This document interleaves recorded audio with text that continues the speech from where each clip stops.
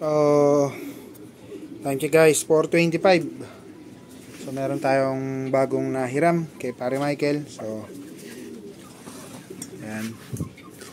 Testing naman natin siya. Bali, ang magiging pairing natin dito, magtita sila. Ayan. Ayan. So, Derek Joseph Yap to. Ito yung mismong Derek Joseph Yap. Atom Maisak yung ano niya. Magulang niya, si Atom tsaka si Maisak. So, testing natin sa pamangkin niya. Ayan. Lista muna natin yung singsing. Ayan guys, oh. Kakasalpak pa lang, pang. Isa pa. Dalawang magkasunod. Ala! Ayaw pa umalis. Ayan na. Ayan. Tatlo. Grabe naman yan.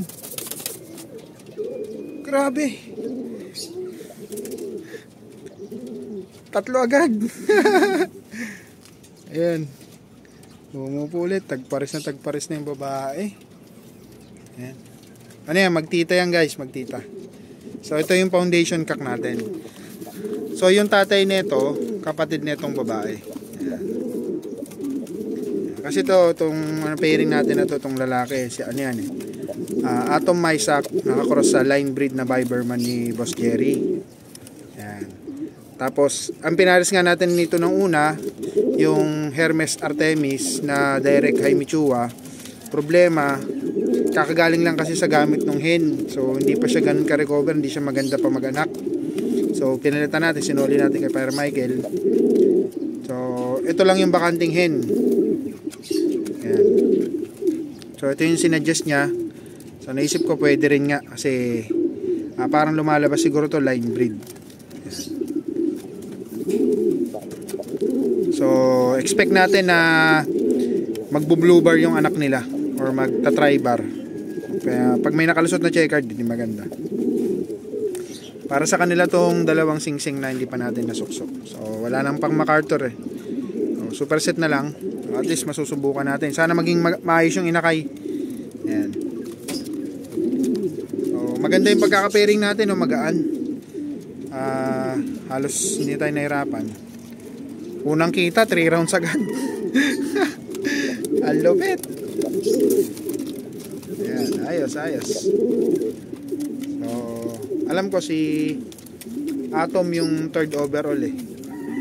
3rd overall champion sa PHA. Tapos si Maisak yung 1st overall. O baliktad. Basta ganun, hindi natin kabisado yung ano. Pero, ano to? Derek Joseph Yap. Dito yung mga foundation ni Pare Michael. 2016 singsing niya. O, sana makakuha pa tayo ng dalawang healthy na inakay.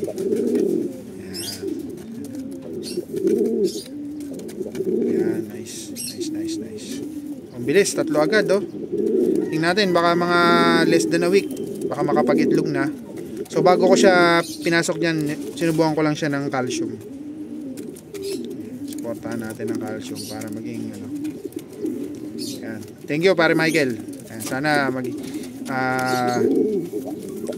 na magaling. So mas mataas yung kumpiyansa natin dahil nga sa pamilya sila ng yung pinanggalingan ng mga winner.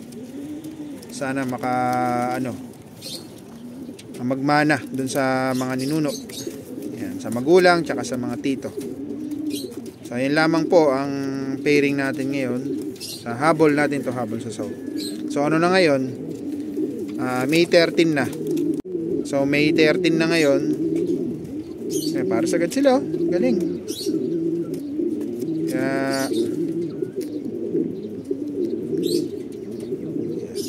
Medyo late pero ito naman yung anak ni ano, Hinday tsaka ni Vinstra. Natin ko po oh. Ito 3 times Peter Vinstra. Yung lola niya direct na Rezo, full sister ni Survivor. Sana magmana yung mga galing dun sa mga ninuno. Sa mga Hinday foundationin natin to. Nag-anak na to ng ng contender natin ng South. Tsaka yung recently lang yung Tacloban finisher, 5 points ni DK Lock. Ayan mga ano natin yan. Dumi yung kulungan eh. Ito isang MacArthur natin oh. Walang lumabas na mga ano, puro checkered blue bar lang panlaban natin. Yan pa oh. Pang-apat na round pare. Apat na round. Dang. Grabe. Parang naalala ko tuloy si ano, si Dagul tsaka si Inday. Ganyan sila magparisan. Talagang maswak. Galing ah. Apat na ano agad ah. Ayos.